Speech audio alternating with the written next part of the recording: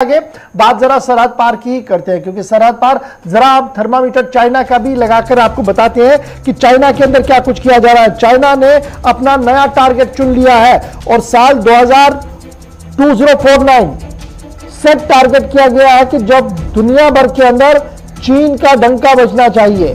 और इसके लिए ये सेट टारगेट जो किया गया है, इसके लिए स्टिंग प्रेसिडेंट को एक बार फिर उसके टेन्योर को बढ़ा दिया गया है और सीपीपी की तरफ से बाज़ाब्ता तौर पर पॉलिटिकल रेजोल्यूशन मूव किया गया, जिसमें कहा गया कि मौजूदा प्रेसिडेंट और बेहतर काम कर सकते हैं और उन्हें और ज्यादा ताकत देने की जरूरत है। और यही वजह है कि जब यह मामला सामने आया, अब माना जा रहा है कि मामला ताइवान का भी चंद दिनों के अंदर अंदर निपट सकता है। उसके साथ साथ वन चाइना पॉलिसी पर इस पॉलिटिकल रेजोल्यूशन के अंदर 3 बार जिक्र किया गया है। उसके साथ साथ यह भी कहा गया है कि जिस तरीके से अमेरिका अफगानिस्तान से भाग गया है और आज के दिन कोई सुपर पावर अमेरिका नहीं है, उसकी फौज ने खुद शिकस्त तस्लीम करते हुए इस बात का एतराफ किया है। यानी बहुत बड़े मंसूबे के साथ यह पॉलिटिकल रेजोल्यूशन सामने आया है। इस पर हम बात करेंगे। संजीव श्रीवास्तव साहब फॉरेन एक्सपर्ट हमारे साथ ज्वाइन कर चुके हैं। बहुत बहुत शुक्रिया सर ज्वाइन करने के लिए। बड़ा इंपॉर्टेंट ये है सर पॉलिटिकल रेजोल्यूशन। जब मैं देख रहा था, बड़े 2-3 दिनों से इस पर चर्चाएं हो रही थी। 2-3 आपकी नजर में सबसे पहले जानना चाहूंगा, पॉलिटिकल रेजोल्यूशन जो मूव हुआ है, कैसे आप इसको देख रहे हैं? विश्व के लिए कितना बड़ा चैलेंज है ये नया रेजोल्यूशन नए अंदाज में?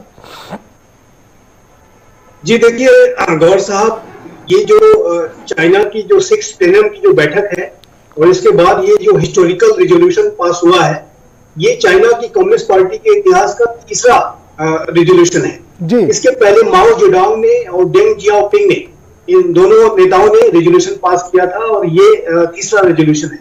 जाहिर है कि इस तरह के रेजोल्यूशन को पास करके शी जिनपिंग ने अपने कद को उसी तरीके का बताने की कोशिश की है जैसा कि माओ जेडोंग और डेंग जियाओपिंग का था, और उनकी महत्वाकांक्षा उनसे भी कहीं आगे सर्वशक्तिशाली और सर्वकालिक जो है सबसे बड़े और शक्तिशाली नेता के रूप में अपने आप को स्थापित करने की है।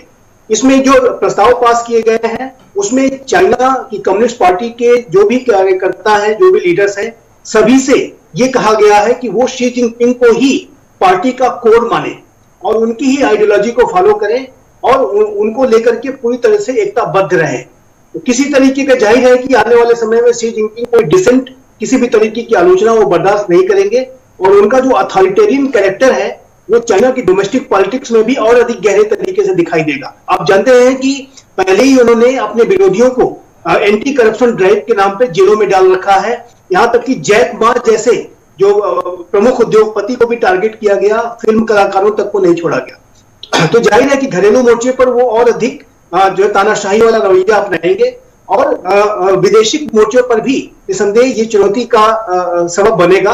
और शी जिनपिंग की जो महत्वाकांक्षाएं हैं वो पूरे चाइना को 2049 तक विश्व की नंबर 1 पावर बनाने की है। अभी आपने देखा कि पेंटागन ने एक रिपोर्ट जारी की थी और इस रिपोर्ट में स्पष्ट रूप से कहा गया था कि चाइना अपने मिलिट्री को लगातार मॉडर्नाइज करता जा रहा है। 2035 तक चाइना अपने मिलिट्री मॉडर्नाइजेशन को कंप्लीट कर लेना चाहता है और इस प्रक्रिया में वो आईसीबीएम्स भी बना रहा है, न्यूक्लियर वेपन्स की संख्या भी बढ़ा रहा है जो कि 1000 तक 2030 तक पहुंच सकती है। यहां तक कि उसने नए नए वेपन सिस्टम को भी बनाना शुरू किया है, हाइपरसोनिक मिसाइल तक का टेस्ट किया है जो अंतरिक्ष से मार करती है। तो ये चाइना की अति महत्वाकांक्षा जो है वो स्पष्ट रूप से दिखाई देती है, जो कि पूरी दुनिया के लिए चिंता की बात है। और इसी वजह से भारत को भी, विश्व के जो अन्य लोकतांत्रिक राष्ट्र हैं, सभी को चाइना के जो बढ़ते हुए चैलेंज को ध्यान में रखते हुए अपनी तैयारियां और भी अधिक गहरी करनी होगी।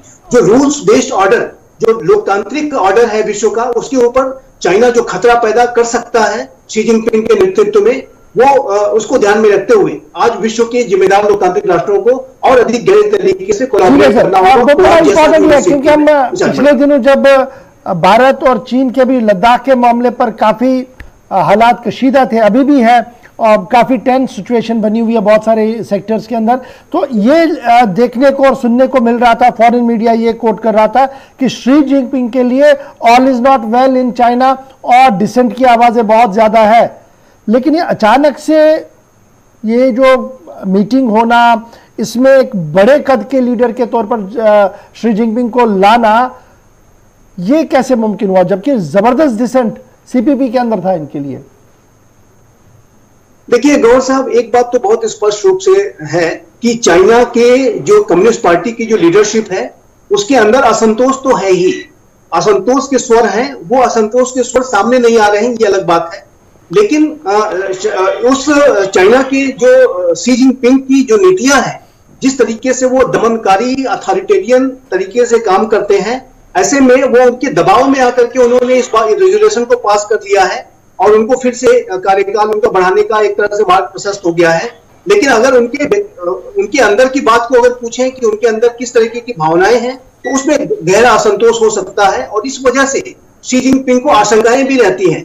शी जिनपिंग इससे लगातार इनसिक्योरिटी में रहेंगे। ऐसा नहीं है कि एक बार रेजोल्यूशन पास हो गया और फिर वो अपने आप को पूरी तरह से स्थापित कर लेंगे। उनके ऊपर खतरे आ सकते हैं और ये इन्हीं खतरों की वजह से वो लगातार अपने विरोधियों पर तुरंत कार्रवाई करते हैं। वो जरा भी कोई डिसेंट की बात अगर कोई कर दे, जैक मा ने एक समारोह के दौरान जैसे ही उन्होंने चाइना की जो फाइनेंशियल पॉलिसी की आलोचना की, वैसे ही जैक मा उनकी नेगेटिव ब्लैक लिस्ट में आ गए। उसके बाद उन्होंने टारगेट करना शुरू कर दिया और करना शुरू। लेकिन जो ये नया ट्रेंड आ रहा है, ये बड़ा इंपॉर्टेंट है। हमने रूस के अंदर देखा, ट्रेंड हुआ पुतिन साहब को कंटिन्यू करने का। अब चीन के अंदर हम देख रहे हैं, कुछ और छोटे देशों के अंदर भी इस तरीके का सिचुएशन जो है वो उभर कर आ रहा है। ये जो डेमोक्रेटिक इथियोस और डेमोक्रेटिक वैल्यूज हमारे थे, क्या वो आहिस्ता आहिस्ता करके चोक तो नहीं हो रहे हैं अब? ये आपने बड़ा अच्छा प्रश्न किया है गौर साहब, और ये निसंदेह एक चुनौतीपूर्ण समय है लोकतांत्रिक मूल्यों के लिए, क्योंकि आपने देखा कि किस तरीके से रशिया में भी अब लोकतांत्रिक भावनाओं को दमित किया जा रहा है। वहां पर भी तमाम जो ऐसे लोग जो कि लोकतंत्र की आवाज बुलंद करते हैं, उनको जो है जेलों में डाल दिया जाता है, उनको टॉर्चर किया जाता है। अभी आपने हाल में ही देखा कि भारत के पड़ोस में म्यांमार में किस तरीके से लोकतंत्र का दमन किया गया।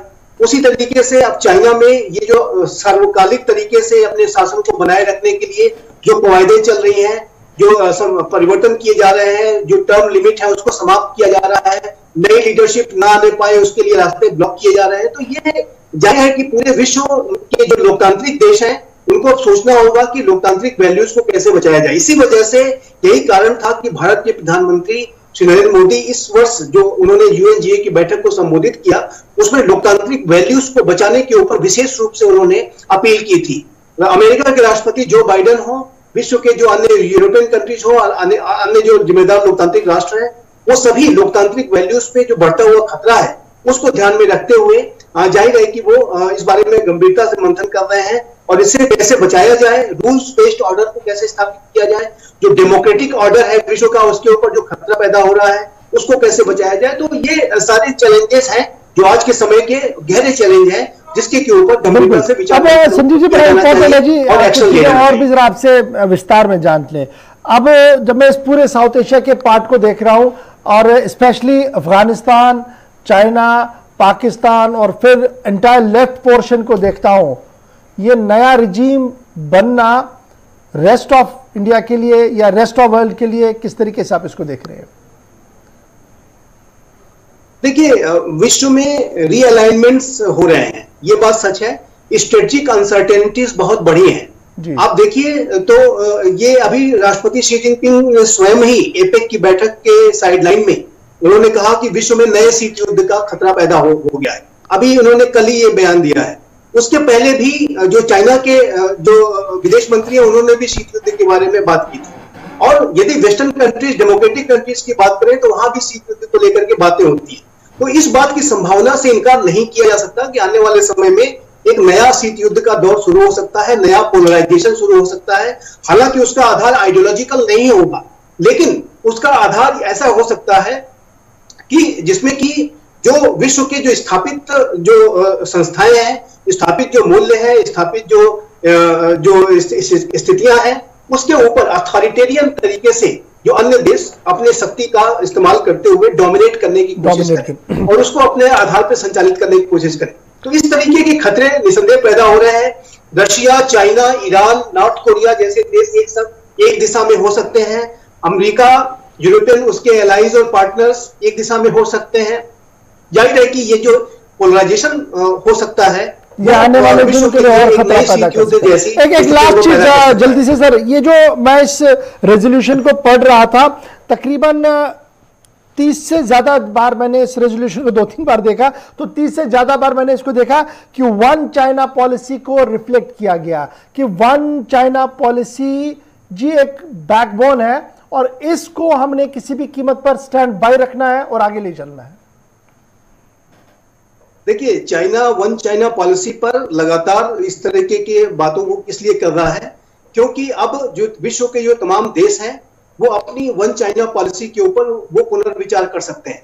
अमेरिका ताइवान को लेकर के जो वन चाइना पॉलिसी पे अभी तक अमल करता रहा है उससे वो अलग हो सकता है, और ताइवान को यदि चाइना के द्वारा खतरा लगातार पैदा किया गया तो अमेरिका उसको रिकॉग्निशन देने की तरफ भी कदम उठा सकता है। भारत को के ऊपर भी जिस तरीके से चाइना लगातार चैलेंजेस पैदा कर रहा है, वो पूरे अरुणाचल प्रदेश को जिस तरीके से सदर्न तिब्बत वगैरह कहते हैं, तो भारत भी अब अपनी जो वन चाइना की पॉलिसी है उसके ऊपर भी पुनर्विचार कर सकता है, वही अन्य देश भी कर सकते हैं। तो ये वन चाइना पॉलिसी पे एम्फेसाइज करना ये चाइना की असुरक्षा को दिखाता है कि चाइना वन चाइना पॉलिसी को लेकर के असुरक्षित महसूस कर रहा है। साथ ही साथ ये उसके मंसूबों को भी दिखाता है कि वो पूरे विश्व में डोमिनेट करना चाहता है, चाइना को अधिक सशक्त दिखाना चाहता है, अधिक मजबूत दिखाना चाहता है।